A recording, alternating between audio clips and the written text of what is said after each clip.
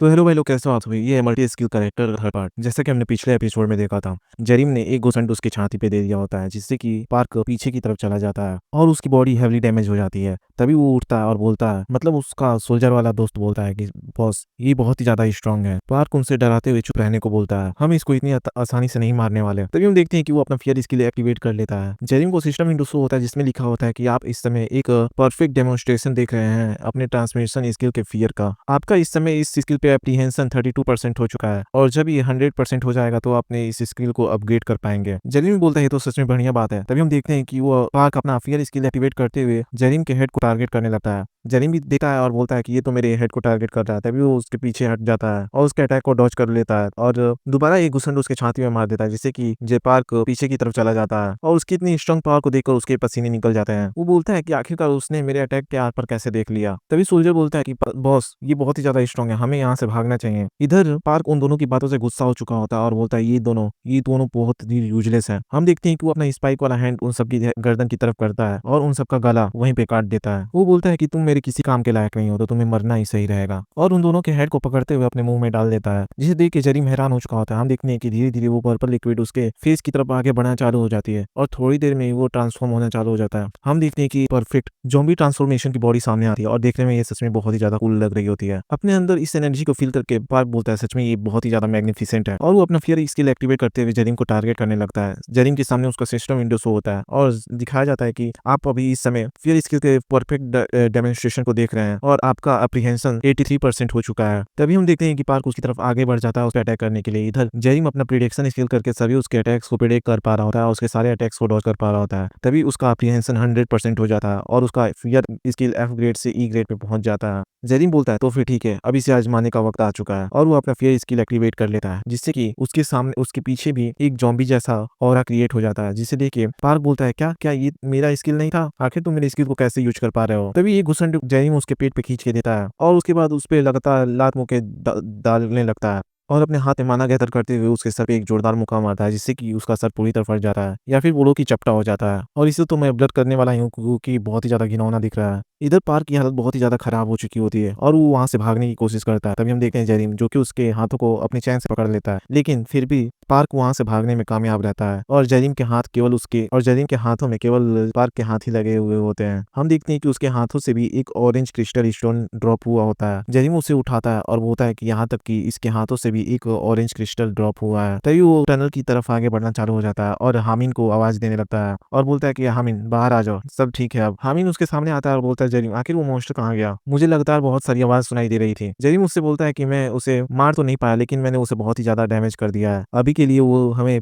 नहीं आएगा, हमारा पीछा नहीं करेगा। इधर हामिन अपने मन में सोच रहा होता है कि वो तो पार्क क्योंग जो कि ये अब एक मॉन्स्टर में ट्रांसफॉर्म हो चुका है। सच में जरीम की एबिलिटी बहुत ही ज्यादा ऑसम है। जरीम उससे बोलता है कि चलो अब हमें यहाँ से मूव करना चाहिए, क्योंकि हमें समय रहते अपने सर्टेन डेस्टिनेशन तक पहुंचना होगा। जरीम उससे बोलता है कि एक सेकंड को, और वो टनल का गेट मतलब ढक्कन हटाते हुए आसपास का जायजा लेने लगता है और फिर उससे बाहर निकलते हुए हामिन को भी बाहर निकाल लेता है। तभी हामिन अपने आसपास का एरिया देख के बोलता है कि आखिर यहाँ का ग्राउंड आसपास के एरिया से अलग क्यों दिख रहा है। तभी जरीम उससे बोलता है कि तुम इसके लिए यहाँ के ओनर का शुक्रिया कर सकते हो। जरीम इधर प्रोफेसर यू को बुलाने के लिए आवाज देने लगता है। हम देखें कि प्रोफेसर यू अपने दरवाजे से दौड़ते हुए बाहर आ रहे होते हैं और बोलते हैं कि जरीम तो तुम आ ही गए। तभी वो हामिन को देखता है और बोलता है क्या तुम शायद चाइनीज रेस्टोरेंट से नहीं हो। तभी हामिन भी उसे देखते हुए हैरान हो जाता है और बोलता है क्या प्रोफेसर यू ये आप हो। रियो बोलता है कि हाँ, आखिर तुम्हें जरीम कहाँ से मिल गया। हामिन उसे बताता है कि जरीम ने मेरी जान बचाई थी। तभी प्रोफेसर यू हंसते हुए बोलते हैं कि सच में ये दुनिया बहुत ही ज्यादा छोटी है, जरीम ने मेरी भी जान बचाई थी। ये सुनकर वो हैरान हो जाता है और बोलता है क्या जरीम ने इनकी भी जान बचाई थी। जरीम बोलता है कि ये तो अच्छी बात है कि आप दोनों एक दूसरे को जानते हो, लेकिन अभी के लिए जॉम्बी मेरा पीछा कर रहे हैं, तो क्या आप इसे अपने पास रख सकते हो। रियो बोलते हैं कि क्या जॉम्बीज तुम्हारा पीछा कर रहे हैं। जरीम बोलता है कि हाँ, क्योंकि मैंने बहुत सारों को मारा है। तभी प्रोफेसर यू बोलते हैं कि ठीक है, ये मेरी सौभाग्य की बात होगी कि मैं तुम्हारी रिक्वेस्ट को फुलफिल करूँ। तभी वो हामिन की तरफ हाथ बढ़ाते हुए बोलता है कि यहाँ जगह पूरी तरह सेफ है, तो तुम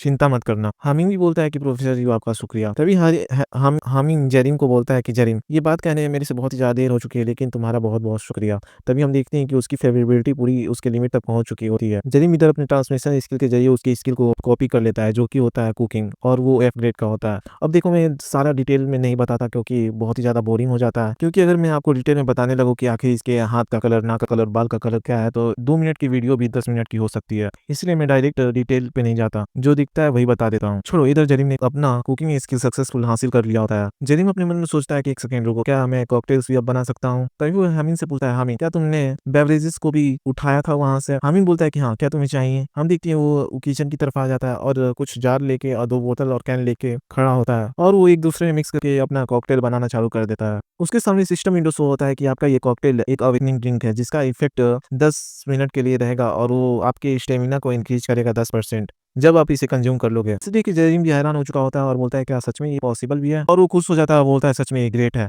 इधर बाहर की तरफ तो हम देखते हैं जहां पर पार्क सभी ज़ॉम्बी मॉन्स्टर्स को मारकर उनको उनके फ्लैश को कंज्यूम किए जा रहा होता है और दोबारा अपने सही बॉडी पार्ट्स को ग्रो करना चालू कर देता है।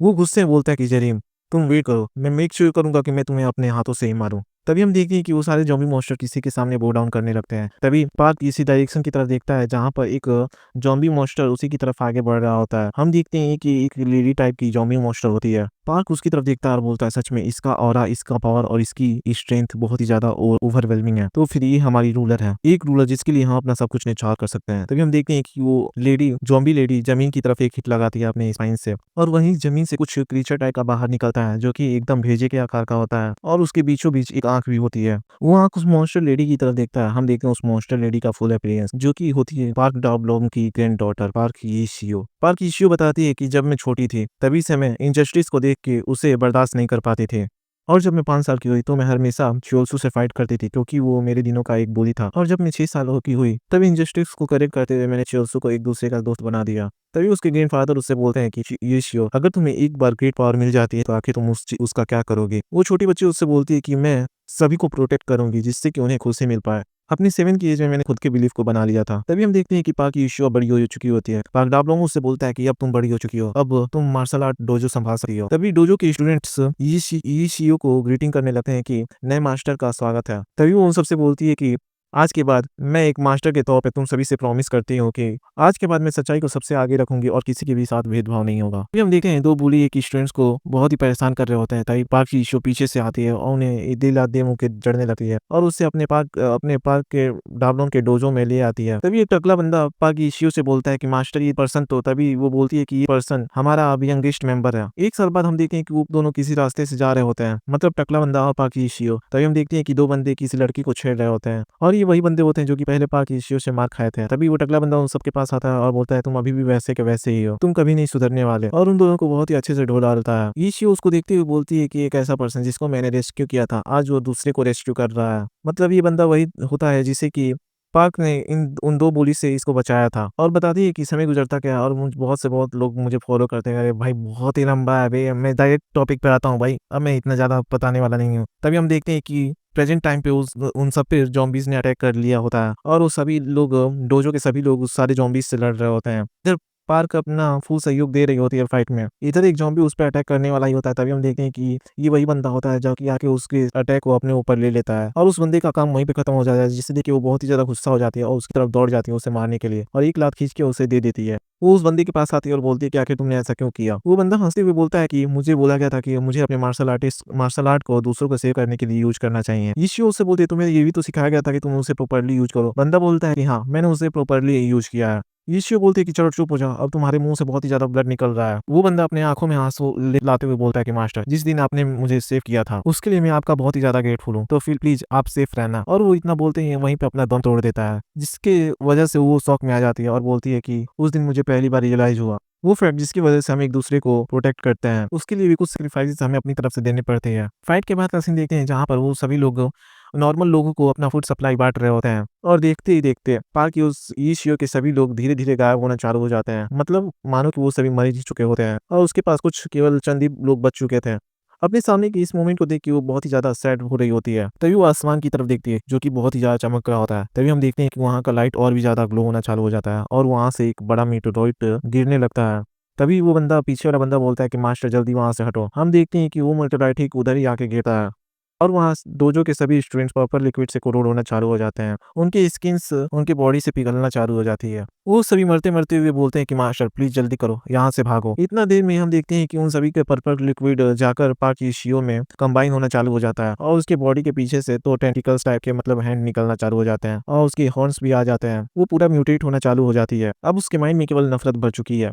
सीन शिफ्ट होता है, हम देखते हैं प्रेजेंट की इश्यू को, जो कि ठीक उस ब्रेन आई के सामने खड़ी होती है और वो अपना टेंटिकल उस आँखें की तरफ बढ़ाने लगती है। इधर जरीम अब उन सभी ज़ॉम्बी मॉन्स्टर से फाइट कर रहा होता है, लेकिन देखते ही देखते सारे ज़ॉम्बी मॉन्स्टर अपनी जगह पे अचानक से रुक जाते हैं। इसे देख के वो भी हैरान हो जाता है और बोलता है कि क्या ये सारे ज़ॉम्बी मॉन्स्टर अचानक से कैसे रुक गए? तभी जरीम के सामने सिस्टम विंडो शो होता है, जिसमें बताया जाता है कि स्किल यूज़र पार्क हिंसू अब मर चुका है, जो कि किलर लिस्ट का एक पहला पर्सन था। इससे आपका फ़ियर स्किल इफेक्ट नहीं होगा। वो भी हैरान हो जाता है और बोलता है, क्या पार्क हिंसू मर चुका? आखिर इस वर्ल्ड में हो क्या रहा है? हम देखते हैं कि वो सारे ज़ॉम्बी मॉन्स्टर के सामने ही पूरी तरह लिक्विड में ट्रांसफॉर्म होना चालू हो जाते हैं। तभी उसके सामने एक इमरजेंसी क्वेस्ट का नोटिफिकेशन आता है और बोला जाता है कि आपका एक इमरजेंसी क्वेस्ट एक्टिवेट हो चुका है। आपको क्वीन के परफेक्ट ट्रांसफॉर्मेशन को रोकना होगा और टाइम लिमिट है 5 आवर्स। तभी हम देखते हैं किम को, जो कि उड़ते हुए उसके पास आता है और बोलता है कि जेरिम, अब हम बहुत ही ज्यादा ट्रबल में आ चुके हैं। वो यीशु पार्क डावलोन की ग्रैंड डॉटर अब वो एक मॉन्स्टर में बदल चुकी है, जिसे सुनकर जेरिम बहुत ही ज्यादा हैरान हो जाता है और बोलता है, क्या आपके कहने का क्या मतलब है? आखिर ये सब कैसे हो गया? तभी वो जेरिम किम के पास आता है और बोलता है, क्या पार्क डावलोंग उनको इस बारे में पता है?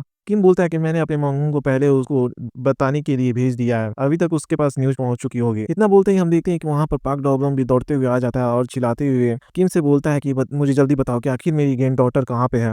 किम किसी डायरेक्शन की तरफ उससे इशारा करने लगता है और बोलता है कि वो पर्पल ग्राउंड के ठीक एकदम मिडिल में है। डाबलूंग उसी डायरेक्शन में दौड़ना चालू कर देता है। तभी जेरिम उनसे बोलता है कि प्रोफेसर सभी को इस बात के बारे में बता दो और उनसे अंदर ही रहने को बोलो, क्योंकि बाहर बहुत ही ज्यादा डेंजरस है। और वो भी पार्क डाबलूंग के साथ उसी डायरेक्शन में दौड़ने लगता है। तभी हम देखते हैं कि वो दोनों वहां पहुंच चुके होते हैं। हम देखते हैं कि उस पर्पल लिक्विड से बहुत सारे टेंटिकल्स ऊपर की तरह जा रहे होते हैं और वहां पे एक कोकोन टाइप का बना हुआ होता है, जिसके बाहर से पार्क इशियो का फेस दिखाई दे रहा होता है। तभी जेरिम अपना एनालिसिस स्किल उस पर एक्टिवेट करके उसके स्टेट्स को देखने लगता है, जिसमें दिखाया जाता है पार्क इशियो एज 23 और वो एक क्वीन सीड है। वो अभी ट्यूब्स के जरिए एनर्जी को रिसीव कर रही है और जब वो हैच हो जाएगी कंप्लीटली, तो वो दोबारा ह्यूमन फॉर्म में रिटर्न नहीं हो पाएगी। हम देखते हैं कि उस टेंटिकल्स के जरिए उस एग जैसे कोकून में एनर्जी गैदर हो रहा होता है। तभी जेरिम ओल्ड मैन से बोलता है कि ओल्ड मैन, हमें मतलब इश्यू को बचाने के लिए इन सभी टेंटिकल्स को काटना होगा। इतना बोलते ही वो अपना चेंज का यूज करते हुए उन सभी टेंटिकल्स की तरफ अटैक कर देता है और वो जैसे ही टेंटिकल्स पे हिट होता है, उस पे बस केवल एक थोड़ा सा स्क्रैच ही आता है। हमें उसका स्टेट दिखाया जाता है और बताया जाता है क्योंकि उनकी ड्यूरेबिलिटी 99.5% है। जेरिम बोलता है ये तो बहुत ही ज्यादा हार्ड है।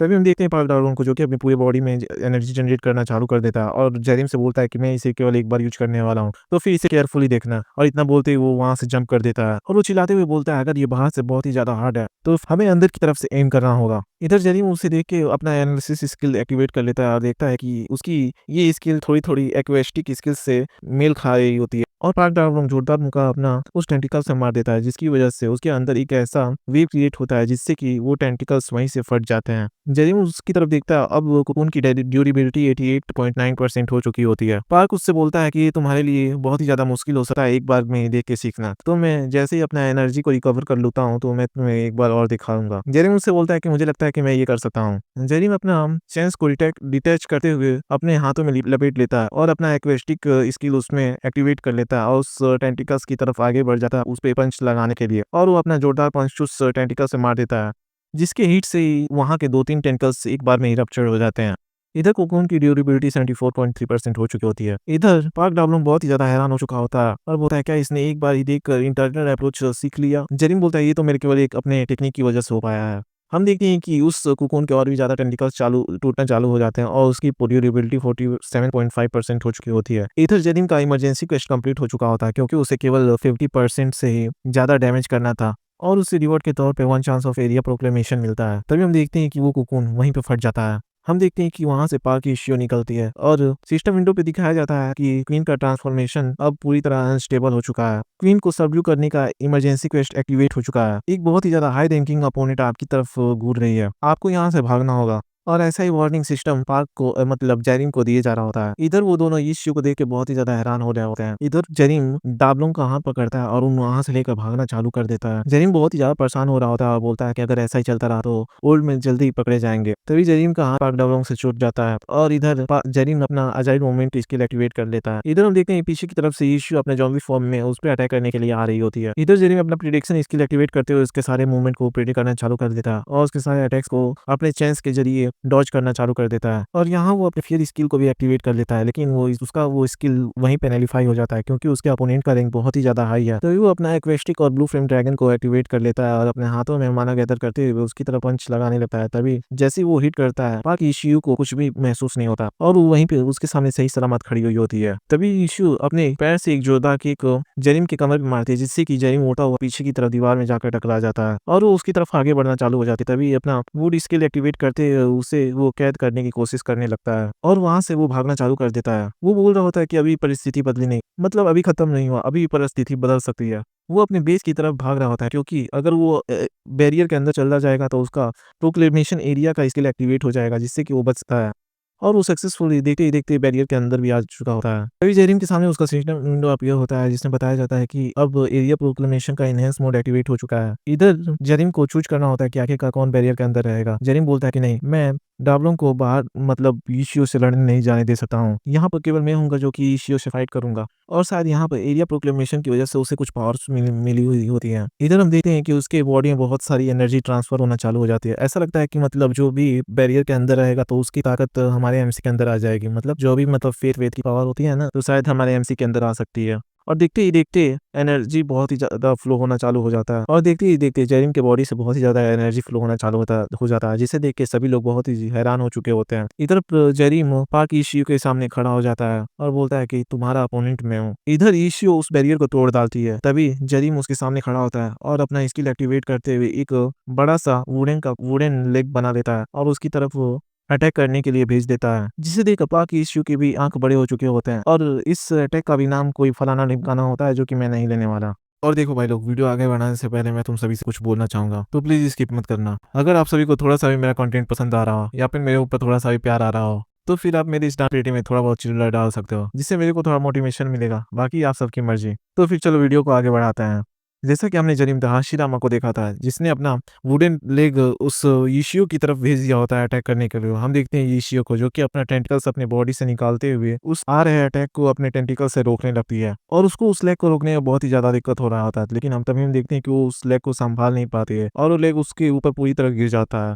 तभी कुछ पल में ही हम देखते हैं कि इशियो ने उस पैर को पूरी तरह चकनाचूर कर दिया होता है। तभी हम देखते हैं आसमान की तरफ से जरीम उड़ते हुए आ रहा होता है और बता नहीं बहन के पकोड़े के पास से आखिर ये पंख कहाँ से आ गया। अरे हाँ, किम की वजह से हुआ होगा, ये उसी की एबिलिटी है। इधर जरीम अपना वुड स्किल यूज करते हुए एक वुड का बहुत ही बड़ा हाथ बना लेता है और उसकी तरफ अटैक करने के लिए भेजने लगता है और मेरे को लगता है कि मैंने ये वाला सीन कहीं पे तो देखा ही है, बस मेरे को याद नहीं आ रहा। तभी पार्क डाबलोंगों से देखता है और बोलता है ये तो वही पोज है, आखिर ये कैसे हो सकता है। इधर इशियो भी उस प्रेशर से, उसके हाथ के प्रेशर से बहुत ही ज्यादा दबने लगती है। इधर जरीम अपने हाथ में मैना का दर्द करते हुए जोशन का हेवनली डीमन आर्ट का सेकंड फॉर्म यूज करता है और उसकी तरफ अटैक करने के लिए आगे बढ़ जाता है और उसके टेंटिकल्स की तरफ लगातार पंचेज लगाने लगता है। इधर इशियो भी अपने टेंटिकल्स का यूज करते हुए इसके सभी पंचेज को ब्लॉक कर रही होती है और इशियो को पकड़ने के लिए जमीन से भी कुछ वुडन स्नेक जमीन से बाहर आकर निकलने लगते हैं। तभी इशियो भी उसे पकड़ लेती है अपने टेंटिकल्स के जरिए। तभी जरीम उसके ठीक पीछे आ चुका होता है, अपना क्रसर मूव यूज करते हुए उस पर एक जोरदार पंच लैंड कर देता है, जिससे कि इशियो पीछे की तरफ चली जाती है और उस जगह से बहुत ही ज्यादा स्मोक निकलने लगता है। तभी हम देखते हैं कि वो इशियो उधर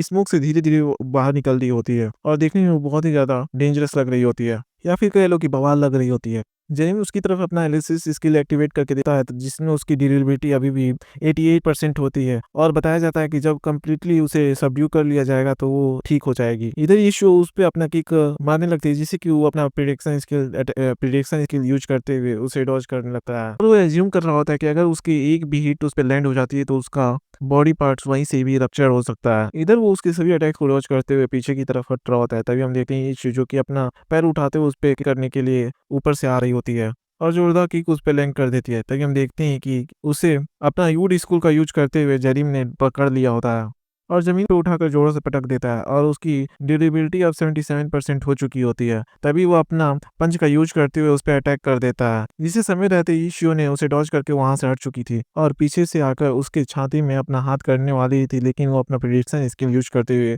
उसके उस अटैक को डॉज कर लेता है। लगातार उन दोनों में फाइट चल रही होती है। एक काम करो, मैं डायरेक्ट इसके रिजल्ट पे जाता हूँ। भाई तुम वैसे भी इसे करने वाले हो, फालतू का ये फाइट देखने में कोई मजा नहीं है, लेकिन मैं केवल इमेजेस लगा देता हूँ। इन दोनों के फाइट को देख के जोई बोलती है कि ओल्ड मैन, क्या तुम श्योर हो कि ये ठीक रहेगा। इधर टापलोंग अपने मन में बोल रहा होता है कि मैं इसे ऐसे ही नहीं चलने दे सकता, अगर ऐसे ही चलता रहा तो कुछ भी गलत भी हो सकता है। अपने एंसेस्टर द्वारा दिए गए इस मार्शल आर्टिस्ट का यूज करते हुए मैं बहुत ही ज्यादा एरोगेंट हो चुका था और अपने इस मार्शल आर्ट को लेके मैं इतना क्रेजी हो चुका था, जिसकी वजह से मैं केवल अपने लिए ही जी रहा था। अपने सामने मैं किसी को भी कुछ नहीं समझता था और उस समय उसके बारे में बहुत सारी न्यूज़ें भी रिलीज हुआ करते थे। वो बोलता है कि मेरा एक वीक सन, जो कि पूरी तरह एक डिस्ग्रेस था, वो देखता है कि उसके सन ने उसे एक लेटर भेजा होता है जिसमें उसने माफी मांगी होती है, क्योंकि वो उसके भरोसे पे खड़ा नहीं उतरा, या फिर खड़ा उतरा वाला कोई वर्ड होता है ना, उसी पे खड़ा नहीं उतरा। मेरे को नहीं मालूम है क्या होता है, मैं भूल चुका हूँ। डाबलोंग बताता है कि अपनी 20 के एज में वो घर छोड़कर चला गया, वो एक लूजर था और इसी वजह से मैंने सोचा मुझे सब कुछ भुलाकर केवल अपने लाइफ के बारे में सोचना चाहिए। तभी कुछ दिनों बाद हम देखते हैं कि वहाँ पर कुछ कोट पैंट पहने कुछ लोग पार्क के पास आते हैं और बोलते हैं कि एक्सक्यूज मी, क्या आप शायद पार्क यून शो यून के फादर हो? और वो बंदे उन्हें कुछ बताने लगते हैं, जिसे सुन के वो हैरान हो जाता है। तभी थोड़ी देर बाद दिखाया जाता है कि उसकी बेटी और मतलब उसका बेटा और उसकी बहू मर चुके होते हैं और उसकी केवल ग्रैंड डॉटर ही बची हुई होती है। बताया जाता है कि ये कार एक्सीडेंट में चल बसे थे, अब उनकी केवल एक डॉटर ही बच चुकी है। इधर इस नजारे को देख के पार्क के बहुत ही ज्यादा पसीने छूट रहे होते हैं। हम देखते हैं यहाँ पर पार्क की इशियो को, जो कि अपने ग्रैंड फादर को देख रही होती है और बहुत ही ज्यादा क्यूट लग रही होती है। वो एक फोटो में देखते हुए बोलती है, तो फिर आप ही मेरे ग्रैंड पा हो, और उसकी तरफ रोते हुए दौड़ने लगती है। और उस समय मेरे पास ग्रैंड डॉटर होने का मतलब ये था कि मुझे अब उसकी अच्छे से देखभाल करनी होगी। मैंने उसका केयर करने में बहुत ही ज्यादा स्ट्रगल किया है। तभी हम देखते हैं कि वही सीन होता है जहाँ पर दोनों बैठे होते हैं और पार्क ने पूछा होता है कि आखिर तुम्हें जब ग्रेट पावर मिलेगी तो आखिर तुम उसका क्या करोगी? और ईशियो ने जवाब दिया होता है कि मैं सभी को प्रोटेक्ट करूंगी, जिससे कि सभी को खुशी मिले। वो हंसते हुए उसके सिर पे हाथ रखता है और बोलता है कि तुम तो मेरे से भी बहुत ही ज्यादा अच्छी हो। वो बताता है कि उसके बाद मेरे को रियलाइज हुआ कि मेरे पास मार्शल आर्ट से भी बहुत ही ज्यादा प्रीसियस चीज है, जो कि है मेरी ग्रैंड डॉटर। इधर हम देखते हैं कि ईशियो ने रॉबरी केस को सॉल्व किया होता है, जिसकी वजह से उसे गवर्नमेंट की तरफ से अवार्ड मिल रहा होता है और मेरे लैक ऑफ केयर के बावजूद भी वो बच्ची एक बहुत ही ज्यादा काइंड हार्टेड पर्सन बनी। मेरी इकलौती ट्रेजर, या फिर मेरा पूरा दुनिया, वो है मेरी ग्रैंड डॉटर। इधर हमें जोशन को हमें मार्शल आर्ट के बारे में बताया जाता है, जो कि है एट फॉर्म, जो कि एक फाइनल फॉर्म है, जिसका यूज करते हुए तुम पोटेंशियल को अपने रिलीज करते हुए एक अपने उसके एक्सचेंज में एक सेलेस्टियल बॉडी हासिल कर सकते हो। और ये कुछ शायद कोई फॉरबिडन आर्ट के तरीके का है, जिससे कि वो यीशियो को बचा सकता है, शायद खुद को सेक्रीफाइस करके। तभी वो ह्यूंग से बोलता है कि ब्रदर, अगर यीशु अपने सेंसेस में आती है तो उससे बोल देना कि उसका ग्रैंडफादर उससे बहुत ही ज्यादा प्यार करता है। ह्यूंग बोलता है कि तुम बेवकूफ, आखिर तुम्हारे कहने का क्या मतलब है? और इतने दिन में हम देखते हैं कि पार्क ने अपना एट फॉर्म यूज करना चालू कर देता है और वो चिल्लाते हुए बोलता है कि मैं अपनी ग्रैंड डॉटर के लिए कुछ भी कर सकता हूँ। हम देखते हैं कि उसके बॉडी से बहुत ही ज्यादा एनर्जी फ्लो हो रही होती है। तभी हम देखते हैं जरीम की तरफ, जहाँ पर फाइट चल रही होती है उन दोनों के बीच में। तभी वहां पर पार्क डाबलोंग आ जाता है और वो बोलता है कि मैं तुम्हें बचा कर ही रहूंगा, चाहे इसमें मेरी जान ही क्यों ना चली जाए। इधर हम देख रहे होते हैं कि ये दोनों अपने फाइट में ही लगे होते हैं। तभी डाबलोंग आता है पीछे की तरफ से और छोटा किक यीशु पे लैंड कर देता है, जिससे कि यीशु पीछे की तरफ घसीटे चली जाती है। पार्क जेरिम से बोलता है कि इसे देखो और सीखो, ये है जोशन का हेवनली डीमन मार्शल आर्ट और ये ट्रू फॉर्म है। और वो अपना स्किल यूज करते हुए यीशु पे अपना अटैक लॉन्च कर देता है। तभी जेरिम के सामने उसका सिस्टम विंडोज ओपन होता है और दिखाया जाता है कि आप अभी इस समय एक परफेक्ट डेमोन्स्ट्रेशन दिख रहे हैं हेवनली डीमन मार्शल आर्ट का, और आपका इसमें करंट एप्रीहेंशन 100% हो चुका है और आपका जोशन का हेवनली डीमन मार्शल आर्ट का सेकंड गेट रिलीज हो चुका है। इधर जेरिम बहुत ही ज्यादा हैरान होता है उस डाबलोंग को देख के और बोलता है कि आखिर ओल्ड मैन के पास इतनी ज्यादा ताकत कहाँ से आ गई? मेरे से अब मत बोलना कि वो खुद को, और इतनी देर में पार्क डाबलोंग जेरिम से बोलता है कि तुम अब इस ट्रबल मेकर को मेरे ऊपर छोड़ सकते हो, अब तुम जाओ और आराम करो। इधर यूशुरी पार्क डाबलोंग के अटैक को एनालाइज कर रही होती है और वो उठकर खड़ी हो जाती है और उसकी तरफ आगे बढ़ना चालू कर देती है। इधर डाबलोंग फायर्ड अप होते हुए बोलता है कि अब मेरे को अपने लाइफ के लास्ट बैटल को स्टार्ट कर देना चाहिए। वो दौड़ते हुए पार्क इशू के पास जाता है अटैक करने के लिए, और उधर से पार्क इशू भी उसके ऊपर अटैक करने के लिए दौड़ते हुए आ रही होती है। पार्क इशू डाबलोंग पे अटैक करती है, लेकिन डाबलोंग उसके अटैक को डॉज कर लेता है और अपना जोरदार मुक्का उसके पेट पे जड़ देता है, जिससे कि पार्क इशू पीछे की तरफ चली जाती है। तभी वो अपना स्किल यूज करते हुए जमीन से कुछ टेंटिकल्स निकालने लगती है और उस पे अटैक करने के लिए भेज देती है। तभी डाबलोंग अचानक से उसके पीछे आ जाता है और उससे बोलता है तुम अभी बहुत ही ज्यादा स्लो हो। वो उसके आ रहे अटैक को अपना बैरियर बनाते हुए रोक लेती है। वो चिल्लाते हुए यूशियो से बोलता है, पार्क यूशियो, क्या तुम सभी कुछ भूल चुकी हो और सच में एक मॉन्स्टर बन चुकी हो? इधर डाबलोंग ने अपने पंच से उसके बैरियर को भी तोड़ डाला होता है। तभी उस पे अटैक करते हुए अपना टेंटिकल्स रिलीज कर देती है।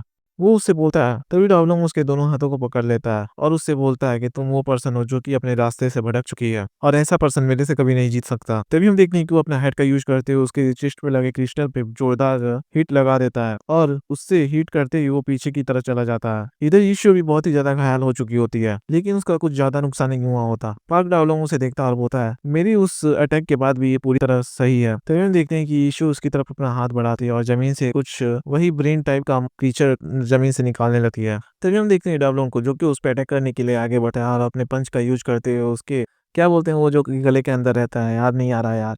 मतलब मान लो कि उसके घोटों को ही फोड़ डालता है और उसके इस अटैक से वो क्रीचर वहीं पे ब्लास्ट हो जाता है। तभी हम देखते हैं कि वो पीछे की तरफ वो ईशो चली जाती है उसके अटैक की वजह से। हम देखते हैं पार्क डब्लूम को जो कि वहां पर जमीन पर आकर बैठ चुका होता है अपने हाथ बांधे हुए। तभी पार्क ईशो उस पर अटैक करने के लिए आती है। हम देखते हैं कि वो अटैक कर ही देती है, तभी बीच में हमारा जरीम आ जाता है और उसके पीछे से उस पर अटैक करना चालू कर देता है। इधर डब्लूम भी उसके उसके फाइट में साथ देना चालू कर देता है। तभी हम देखते हैं कि ईशो ने उसके ऊपर अपना पंच लैंड कर दिया होता है जिससे कि वो पीछे की तरफ चला जाता है और यार बहुत ही ज्यादा इसमें फाइट चल रहा होता है। देखो मैं तुम्हें इमेज दिखा देता हूँ, देखो पहले। और यहाँ पे शॉक हो रहे हैं दोनों लोग और उसके बाद ये पिक्चर है जहाँ पर डब्लूम डाउन हो चुका होता है। तभी ईशो उसको उसके गले से पकड़ के उसे उठा देती है और अपना हाथ को एक स्पेयर में बदलते हुए, मतलब एक नाइफ में बदलते हुए उसके ऊपर अटैक करने वाली होती है। तभी हम देखते हैं कि डब्लूम अपना हाथ बढ़ाते हुए उसे उसके गालों को टच करने लगता है और बोलता है कि ईशियो। इधर ईशियो की आंखों से आंसू निकलना चालू हो जाता है हम और वो पास्ट की बातें याद करना चालू कर देती है और देखते ही देखते उसका सर बहुत तेजी से दर्द करना चालू कर देता है। तभी हम देखते हैं कि वो अपना स्किल एक्टिवेट करते हुए फिर से फायर्ड अप हो जाता है।